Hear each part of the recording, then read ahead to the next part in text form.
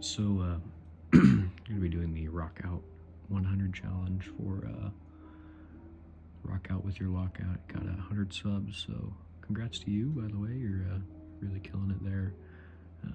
Love the content, it's really great. I'm gonna pick this Avis 7240. It's greenbelt lock. Nothing too difficult. I mean, the key, it's fairly, the bitting's a little rough there. It looks like pin 3 is going to be like a 0 lift, followed by a couple really high lift pins there in the back. We'll see if we can get those.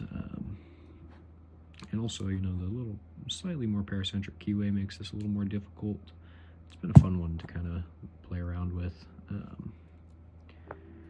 You know, it's kind of a little more difficult to get the hang of, but I've been working on it, and yeah, I've had a lot of fun with it. So we're going to use the number 5 profile on the Riz pick.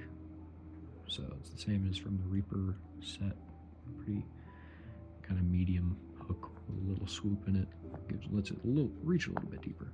I like it. Anyway, 30 thousandths top of keyway. I find that usually fits pretty good, pretty stable. Lots of control there.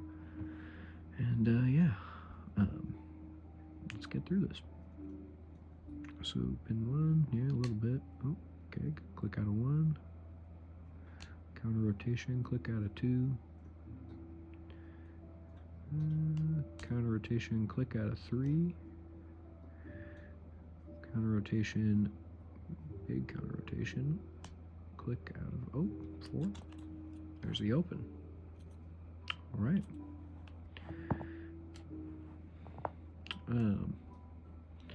So let's talk about why I got into lock picking in general. You know, maybe we should take this apart while I'm talking. Just to, I don't know. I don't have a screwdriver around. Whatever. Either way, I got into picking in high school. I kind of started as a little bit of a hobby. It wasn't really much of a, you know, none of my friends really were into it. I'd seen some YouTube stuff about it, probably Lockpicking Lawyer, Bosnian Bill, those kind of guys, and decided that I really wanted to give it a try. And deep falset. And I've always really enjoyed the mechanics of locks, you know, how they work and things like that. And they were just bringing to light all these kind of ways you could manipulate, get into locks, and really just make these things. It's a little puzzle, you know. Everyone's a little bit different, and they all have their own quirks and little unique bits about them. And that's kind of what really started to draw me in, was, you know, seeing them as kind of puzzles. And so I, you know, as I got older, went through college, things like that, I kind of wasn't picking for a long time. I had a cheap Goso kit when I was a kid, and I think I got it on Amazon forever ago. I really enjoyed that.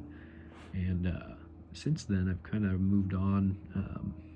You know, I didn't pick for quite a while, then I got back into it, went with Covert Instruments, and got a Genesis set and the Echelon set, and then I kind of carried those around for a while, decided I wanted something a little bit smaller, so I went with these guys here. Keep them in a small little leather case that I stitched up. Nothing super fancy, but it does hold it all pretty nice. You know, you can do turners on one side, tool on the other. Depending on what I'm practicing, sometimes I just chuck this in my pocket with a tension wrench. You know, it's nice and compact.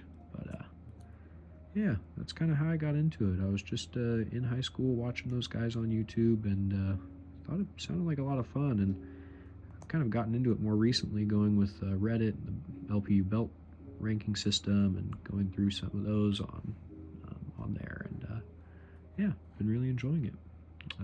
So thanks for letting me participate in this challenge. It's a lot of fun. You know, I got to pick a fun lock I've been working on quite a bit lately. And yeah, I appreciate it. Congrats on your subs, and we'll see you next time.